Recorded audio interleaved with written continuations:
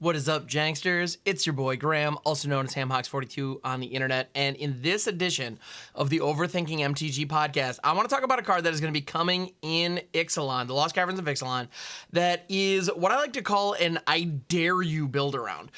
It reads to me like the developers have decided to say, I dare you, brewers out there, to build a deck around this card, because it's just so specific and the potential is so high, but you have to jump through so many hoops to make it happen. To get other examples of this, think like Mech Titan from Kamigawa Neon Dynasty. You know, these cards that just require you to do so much. There's always one in every set, and today the Enigma Jewel shows off the one that we have, or one of many, honestly, that we have for the Lost Caverns of Ixalan. That said, though, I do believe this card is going to be decent in a number of decks, even if you don't do the thing. That said, the thing features a new mechanic, so we're going to be discussing that as well, and that new mechanic is craft. So let's get into it.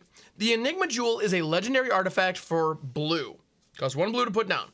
The Enigma Jewel enters the battlefield tapped. You can tap it to add colorless, spend this mana only to activate abilities. Craft with 4 or more non-lands with activated abilities, 8 in a blue. Now you may be wondering, what the heck was that sentence just now? What that means is, and actually on the card, on the normal printing of the card, there's going to be a reminder text for this, which is most welcome. The way that craft works is it is an activated ability for the craft cost, and so you have to spend that mana, but you also need to exile a number of permanents or permanent cards that are in your graveyard equal to the requirements. So in this case, we need 4 non-land permanents that have activated abilities. So hyper specific, we need 4 of them. They either need to be on the battlefield or they need to be cards in our yard. And so then once we do that, we get to flip this card over. So the exact wording on it is 8 in a blue, exile this artifact, exile the 4 or more from among other permanents you control and or cards in your graveyard, return this card transformed under its owner's control, craft only as a sorcery. So it goes into exile, and then it comes back as, in this case, the back face is Locus of Enlightenment. And this is a legendary artifact. And Locus of Enlightenment has each activated ability of the exiled cards used to craft it. You may activate each of those abilities only once each turn. Whenever you activate an ability that isn't a mana ability, copy it. You may choose new targets for the copy. Now note, you can still activate mana abilities that are on this thing. If you exile like a Timeless Lotus with this, you can still tap it for all the mana. That is a thing that you have access to, but it doesn't copy. Just be aware of that. However, other non-land permanents with abilities could really come in handy here. Now, of note, you still have to pay all of the costs associated with these abilities. So if the ability requires that the permanent be tapped, it will tap Locus of Enlightenment.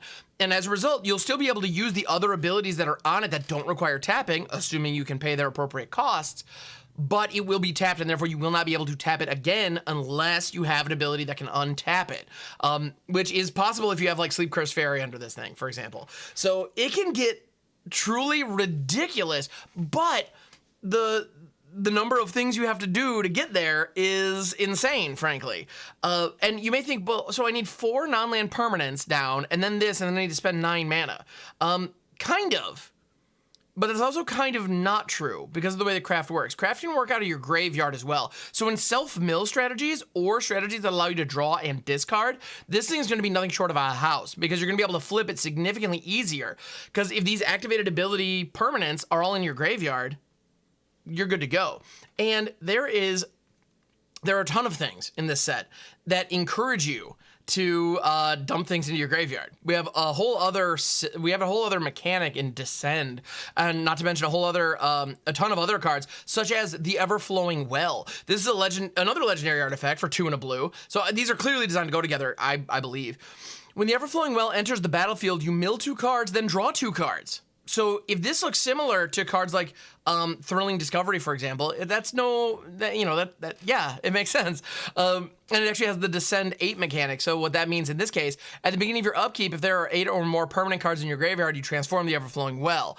And honestly, I believe that turns into a really awesome creature. So Cool stuff. You know, in that case, Descent cares about the number of non-land permanents in your graveyard. Great. Like, that's a neat thing, right? No, sorry, it's only permanent. It's permanents. It includes lands. So any permanent in your yard. Beautiful. So that's the Descent mechanic in a nutshell. And in this case, it enters the battlefield, you draw stuff, you mill stuff. Milling stuff is great. Drawing cards is obviously fantastic because in this case, it replaces itself and you even go up one. Like, this is like divination on an artifact. I love to see it, honestly. Yeah, so this is fantastic. Now, the other thing that I want to touch on, there's a lot I want to touch on about this, honestly. I do believe, bottom line, the Enigma Jewel, that craft ability is incredibly steep. It does cost you 9 mana. That said, you can spend 2 mana, the 2 mana that the jewel itself gives you, to pay for it. So that's great. So it effectively costs 7, right? Because it costs 7 and then the 2 that you get from this. Great. Yeah, sorry, I'm still kind of blown away by this thing. If you have a lot of other activated abilities in your deck, however, the Enigma Jewel is just a really good mana rock. I mean, if you have a lot of activated abilities on your battlefield that do require mana, this thing is effectively Soul Ring. It's color locked in blue. So there's that, and obviously the mana is not helping you cast spells, so that is meaningful. Of note though, as far as activating abilities are concerned, Cycling is an activated ability. Channel is an activated ability. Those are coming out of your hand. Unearth is an activated ability coming out of your graveyard. So there's a lot of activated abilities. There's a lot of ways that you can spend this mana in Standard right now. And obviously, once you get into Commander, all bets are off. Things get crazy. So that's pretty darn fantastic. And if you have a deck that's full of activated abilities, I do just want to remind everybody, Training Grounds is still legal. Another blue card that allows you to just activate abilities willy-nilly, absolutely like crazy. Which is just, honestly, it's just kind of nuts. And it says the activated abilities of creatures you control cost 2 less to activate. Now note, that does not cheapen the Enigma engine, or the Enigma Jewel rather, once it flips into the Locus of Enlightenment. So be aware of that. The Locus of Enlightenment will not be a creature, and as a result, Training Grounds will not impact it. However, if you're running things like Surge Engine, or the Sleep Curse Fairy, those kinds of things, obviously Agatha's Soul Cauldron also fits in this deck like beautifully if you're going that route. You know, Training Grounds is a cool piece of synergy that might work in your deck and is worth a consideration. So keep that in mind. Now, the other thing that I want to point out with this that is 100% bonkers, and definitely the way that I'm going to build it right out of the gate, is Planeswalkers. So if you are milling Planeswalkers, or you want Planeswalkers to get into your graveyard, Jace the Perfected Mind is like the first one that comes to my mind because it is a mill-based walker. It just easily puts cards in your graveyard. You also have Liliana the Veil, currently legal and Standard, absolutely fantastic. The way that this works, once the Enigma flips, so if you have 4 Planeswalkers in your graveyard, you can tap the Enigma Jewel for 2 mana, pay an additional 7 mana, one of which has to be blue, and then you flip it into the Locus of Enlightenment. It enters the battlefield. The 4 Planeswalkers that you exiled from your graveyard are now effectively imprinted onto Locus of Enlightenment. And you'll notice that it says you can activate abilities of the exiled cards used to craft it. You may activate each of those abilities only once each turn. So what that means is you can activate every single ability on a Planeswalker that gets exiled with this in 1 turn. So if you get Jace the Perfected Mind under this thing, you got that +1 immediately. You just have it, and you get it twice. Now, because of the doubling ability. Note, the doubling effect does not double the number of loyalty counters spent to pay the cost. Because in the case of a +1 effect, you are paying basically -1 loyalty. You know, you're adding a loyalty counter to pay the cost of the effect, the cost of the ability.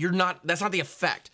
So so in the case of Jace the Perfected Mind, you could +1, you give -3, -0 to one creature, then you can give -3, -0 to that creature again or another creature, but you only gain 1 loyalty counter on Locus of Enlightenment. And of note, Locus of Enlightenment will only enter the battlefield with 0 loyalty.